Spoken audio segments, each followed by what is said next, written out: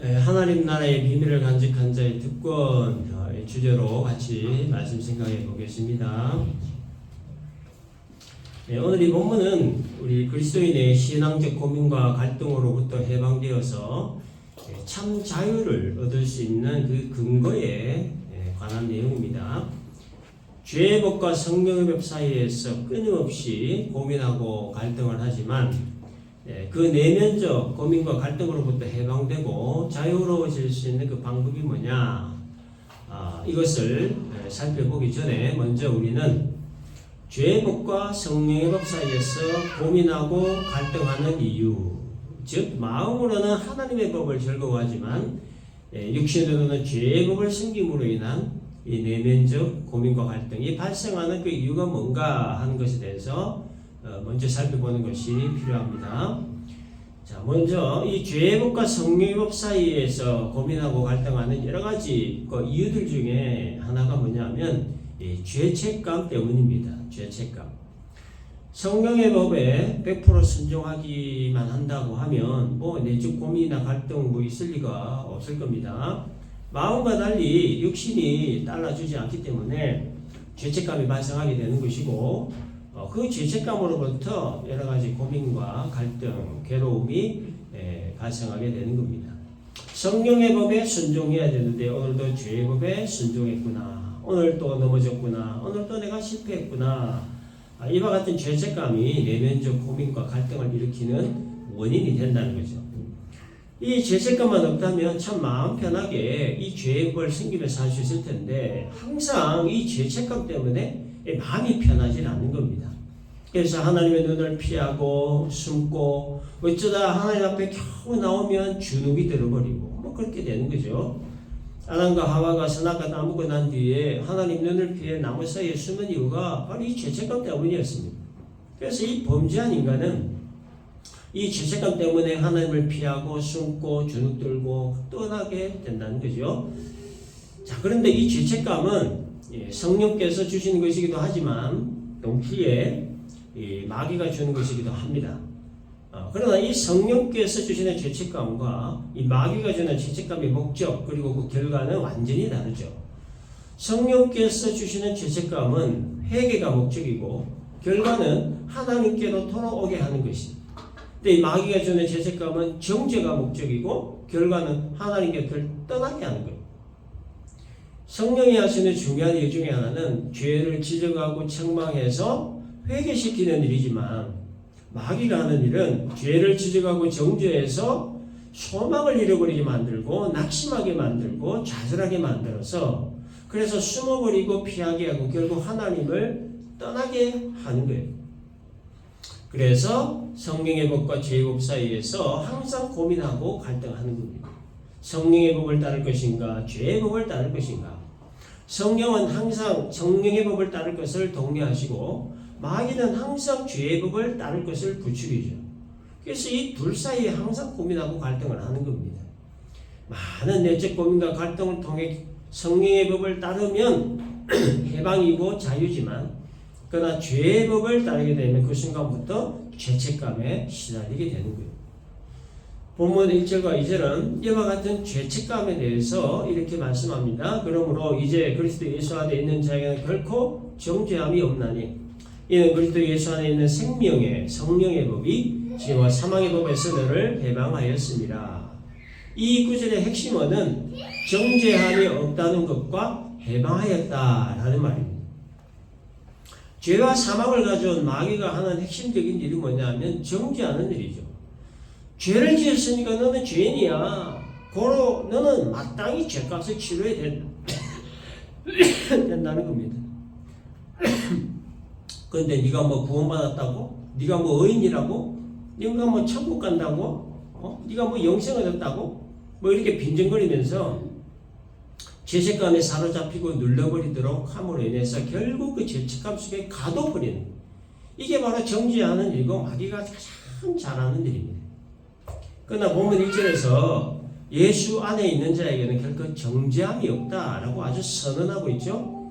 그 이유에 대해 2절에 보니까 그리스도 예수 안에 있는 생명의 성령의 법이 죄와 사망의 법에서 해방했기 때문이라고 합니다. 여기 이 생명은 성령의 법을 수식하고 있죠. 성령의 법이 곧 생명이다. 그런 뜻입니다. 성령의 법이라고 하는 것은 정죄하지 않고 용서하고 사랑하는 것을 말하는 거예요.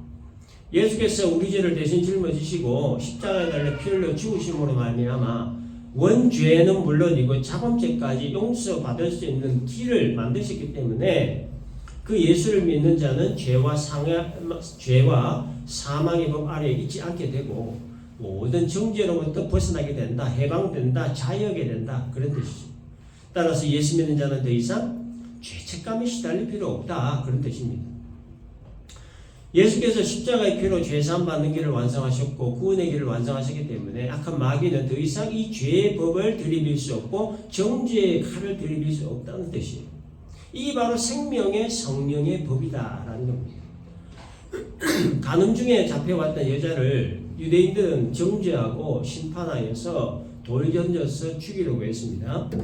육신적인 죽음은 물론이고 이 정죄의 돌로 인한 극심한 죄책감을 가지게 함으로써 정신적인 고통, 영적인 고통, 그 죽음을 당하도록 했던 거예요. 그러나 예수님은 사랑과 자비의 마음으로 여자를 용서하셨습니다. 사랑의 마음으로 용서하는 것, 이게 바로 생명의 성령의 법의 기본 정신이라는 거죠. 범죄했을 때 정죄하여 심판해서 벌 주는 게 아니고 회개의 기회를 주고 사랑의 마음으로 용서하는 게 이게 생명의 성령의 법이다라는 겁니다. 따라서 이 성령의 법은 살리는 일을 하는 겁니다. 정죄받고 심판받아 죽이는 이 죄의 법을 사랑의 마음으로 용서함으로 살리는 일을 이 성령의 법이 한다는 겁니다. 그래서 생명의 성령의 법이다라는 거죠. 그래서 죄의 법으로부터 정죄받고 집결 심판받아 돌에 맞아 죽어야만 했던 이 여자는 예수님으로부터 생명의 성령의 법에 의해 용서되고 또 자유의 몸이 되었다는 거예요. 그래서 이 죄와 사망의 법은 죽이는 것이 목적이지만 생명의 성령의 법은 살리는 것이 목적이라는 거예요. 죄와 사망의 법은 실망과 낙심과 죄책감과 수치와 절망을 주는 것이 목적이지만 생명의 성령의 법은 회개와 용서와 소망과 새 삶이 목적입니다. 그래서 정죄하고 심판하는 죄와 사망의 법에 묶여있던 우리를 생명의 성령의 법이 해방시키시고 자유하게 해주셨던 거예요. 사단의 권세에 묶여서 율법의 틀 안에 갇혀서 영원한 죽음을 기다리며 살아가는 우리를 그 사단의 권세로부터 율법의 틀로부터 영원한 죽음의 형벌로부터 해방시키셨다. 자유하게 하셨다니. 죄가 없어서 자유인이 아니라 우리를 향한 하나님의 사랑과 용서의 증표, 예수의 십자가 죽음과 그 피가 우리를 용서하시고 사랑하시는 증표이기 때문에 우리가 비록 이 땅 가운데 살아가면서 여전히 죄를 치우며 살아감에도 불구하고 우리를 정죄하고 심판하는 그 죄와 사망의 법으로부터 해방된 자유인으로 살아가게 된다라는 거예요.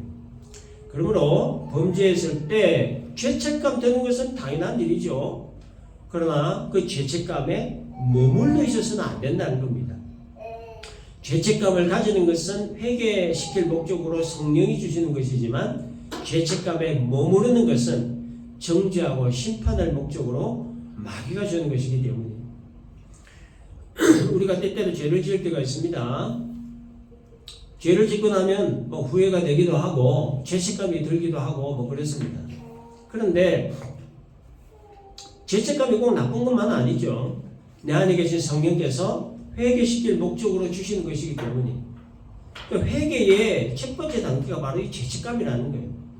그래서 이 죄책감이 들 때 속히 회개하면 용서받고 그 죄책감으로부터 해방되고 자유로워지지만 죄책감이 들어도 회개하지 않고 마음에 계속 간직을 하면 그 죄책감의 틀 안에 갇혀버리게 된다는 거죠. 그런데 정말 더 안 좋은 거는 이 시간의 흐름에 따라서 이 죄책감이 무뎌진다는 거예요. 죄책감이 둔화된다는 거, 무뎌진다는 게 이게 진짜 무서운 겁니다. 이거는 회개의 기회를 영영 잃어버리는 것이 되기 때문에 그래서 무서운 겁니다. 노아 시대 사람들이나 소돔과 고모라 시대 사람들이 멸망한 근본 원인이 바로 이겁니다. 죄에 대한 무감각, 죄책감 무뎌진 것, 둔화된 것. 그래서 온갖 악한 죄라는 죄는 다 지어도 이 죄책감이 없으니까 회개할 생각조차 못했던 거고 결국 멸망하게 된 겁니다. 가인이 동생 아벨을 죽여놓고도 하나님이 네 동생 그 아벨이 어디 있느냐라고 물으시니까 나는 모릅니다. 내가 내 아우를 지키는 자입니까? 이렇게 뻔뻔하게 답했던 이유가 뭡니까? 죄책감이 없어서 그런 거예요.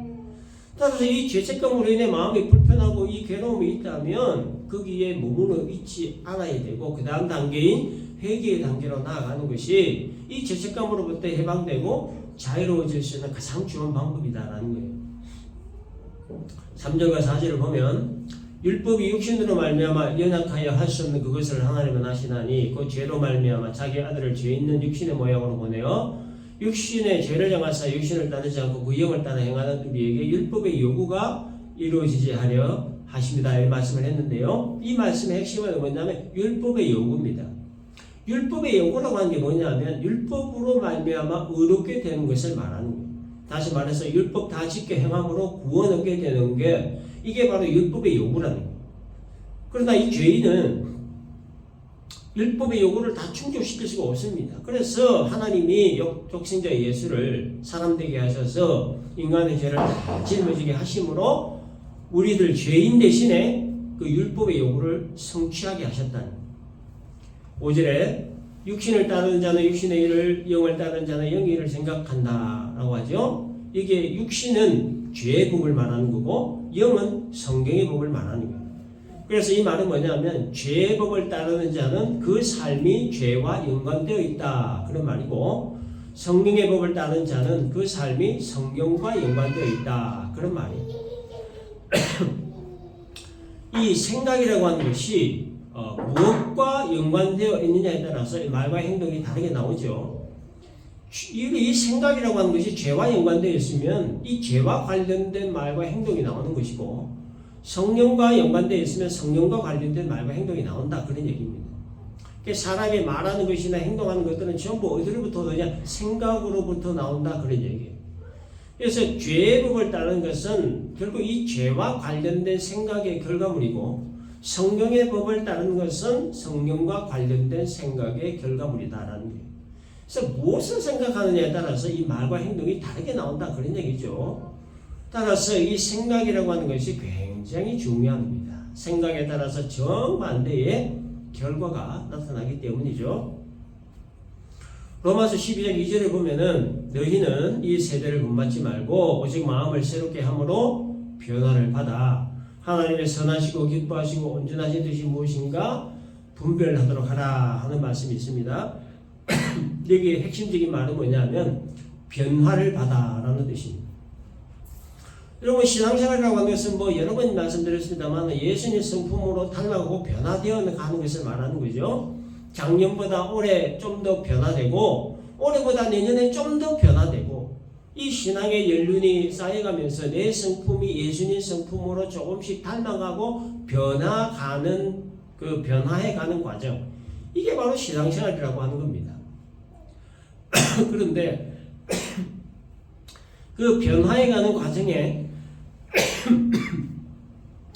그 첫 출발이 어디냐 하면은 이 바로 생각이라고 하는 거예요. 생각. 변화가 시작되는 그 첫 출발점이 바로 생각이라는 거예요. 그래서 이 생각이라고 하는 것이 얼마나 중요한 것인지 본문 6절을 보면 육신의 생각은 사망이요 영의 생각은 생명과 평화다라고 합니다. 그래서 어떤 생각을 하느냐에 따라서 사망 혹은 생명으로 결과가 완전히 달라진다는 거예요. 육신의 생각, 즉 죄의 생각을 하면 그 결과는 사망입니다. 영의 생각을 하면 생명과 평화라는 거예요. 그래서 이 약한 마귀는 항상 생각을 통해서 유혹하고 공격해서 넘어뜨리려고 하는 거예요. 가룟 유다가 예수님 배신하고 은삼십에 팔게 된 그 출발점이 어디에서 시작됐냐? 이 생각이었다는 거예요. 그래서 요한복음 13장 2절을 보면 마귀가 벌써 시몬의 아들 가룟 유다의 마음에 예수를 팔려는 생각을 넣었다 이렇게 기록하고 있습니다. 이 악한 마귀가 예수님을 팔 생각을 가룟 유다의 마음에 집어넣었다는 그리고 그 악한 마귀의 계략은 성공했죠. 하나님이 노아 시대 사람들을 홍수로 심판하시게 된 근본 원인이 뭐냐?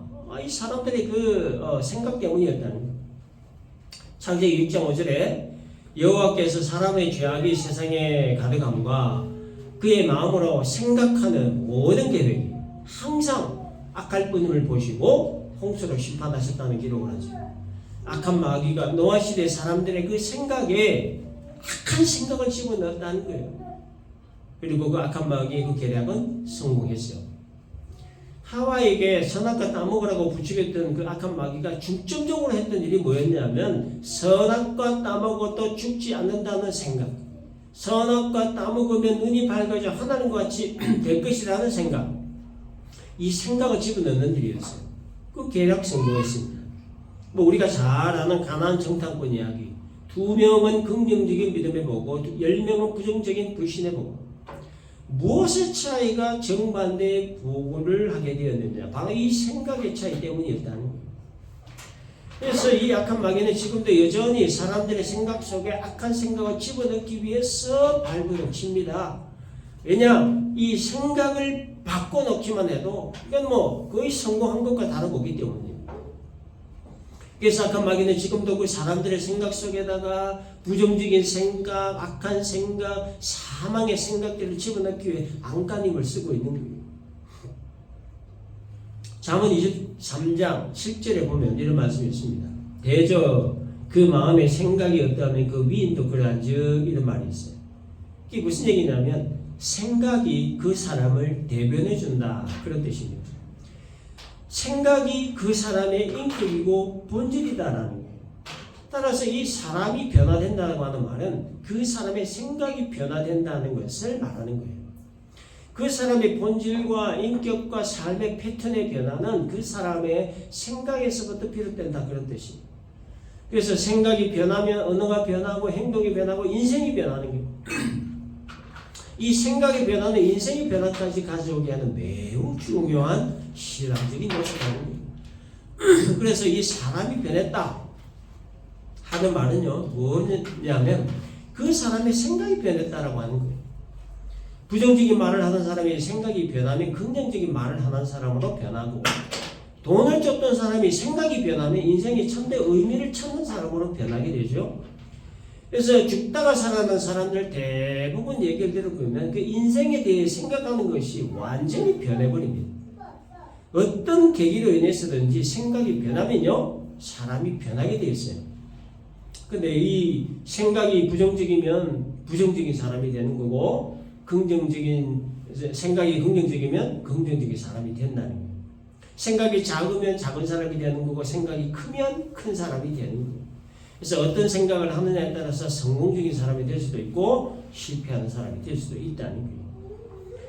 사람이 변하지 않는 가장 큰 이유가 뭐냐면 생각이 변하지 않기 때문이에요. 10년 전 생각, 20년 전 생각, 30년 생각 똑같은 생각을 가지고 우리가 진리에 대한 생각은 변함이 없어야 되지만 그 비진리, 비본질에 대한 생각이 변하지 않으면 똑같은 사람이 되는 거예요. 70, 80, 90이 되는 생각이 변하면 사람이 변하는데 생각이 변하지 않으니까 사람이 안 변하는 거예요.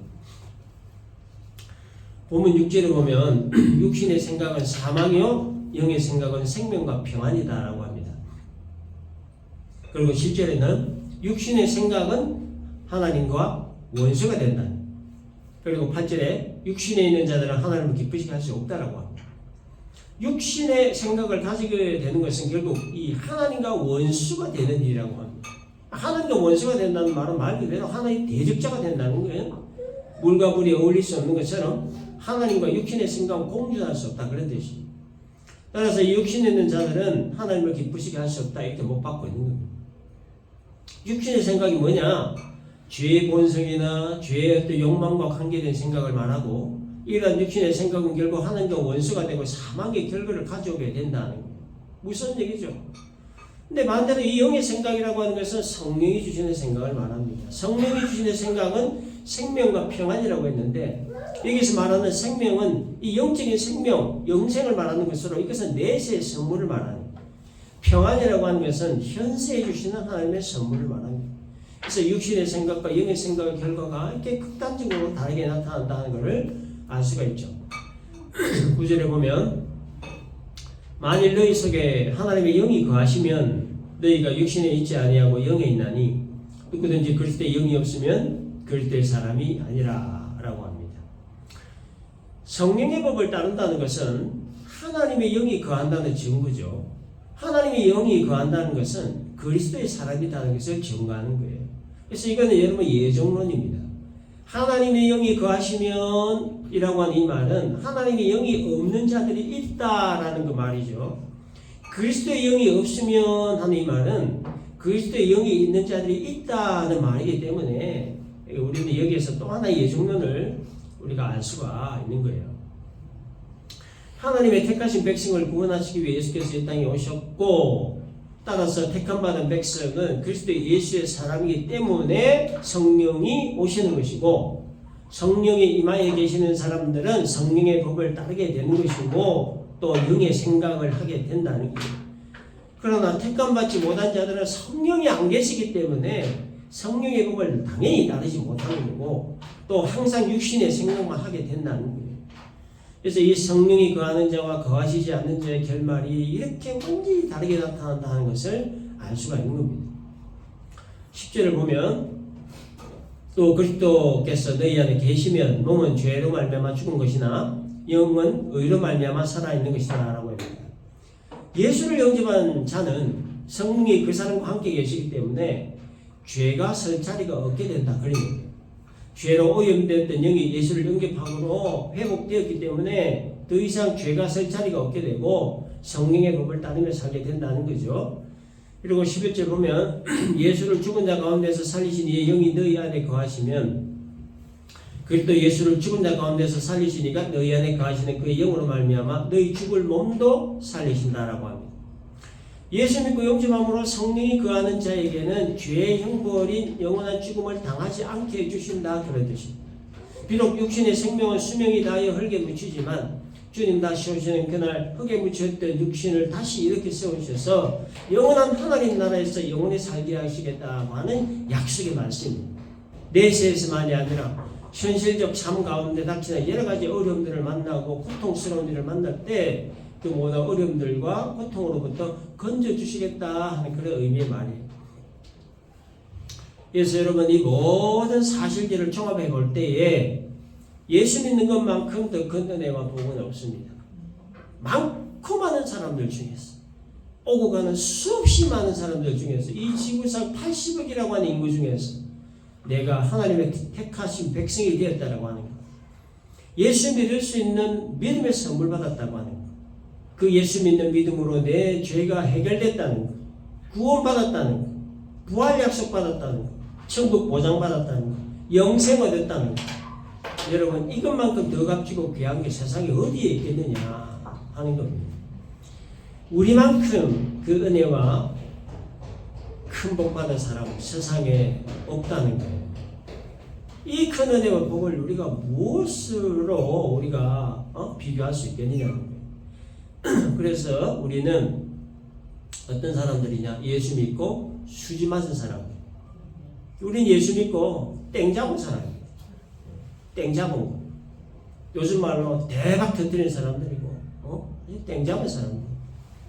그래서 여러분 우리가 이 땅을 살아가면서 여러 가지 복분들로 인해서 비록 우리 마음이 참 힘들고 고통스러울 때도 있지만 하나님 나라의 이 큰 비밀만 우리가 생각을 한다면 현재의 고통이라고 하는 것은 정말 무의미하게 느껴질 수 있게 된다는 거예요. 그래서 이 바울은 빌립보 감옥에 갇혀있는 상황에서도 주 안에서 항상 기뻐하라 내가 다시 말하노니 기뻐하라. 빌립보 4장 4절에서 이렇게 선을 한 겁니다. 오늘 죽을지 내일 죽을지 알지 못하는 상황에서도 바울이 이런 말을 할 수 있었던 그 이유가 뭐냐? 이 하나님 나라의 큰 비밀을 간직하고 있었기 때문이라고 하는 거예요. 그래서 로마서 8장 18절에서 현재에 관하는 장차 우리에게 나타날 영광과 비교할 수 없다. 그런 표현을 한 겁니다. 현재의 고난, 감옥에 갇혀서 언제 죽을지 모르는 열악한 상황에서도 바울은 하나님 나라의 큰 비밀을 간직을 하고 있었기 때문에 충분히 근심하고 걱정하고 한숨 쉬고 한탄할 수밖에 없는 상황을 극복할 수 있었던 거고 그 마음에 기쁨이 넘쳐올 수 있었던 겁니다. 그래서 오늘 우리들에게 이와 같은 기쁨이 충만하게 넘쳐올 수 있기를 바랍니다. 정리합니다. 죄의 법과 성령의 법 사이에서 고민하고 갈등하는 이유는 이 죄책감 때문이라는 것. 성령이 주시는 죄책감은 회개가 목적이지만 마귀가 주는 죄책감은 정죄가 목적이다. 성령의 법은 살리는 것이 목적이지만 죄와 사망의 법은 죽이는 것이 목적이다. 죄와 사망의 법에 묶여있던 우리를 생명의 성령의 법이 해방시키시고 자유하게 하셨다. 죄책감이 드는 것은 회개를 촉구하는 성령의 사인이라고 하는 것을 인지하고 회개의 길로 속히 들어서야 된다는 것.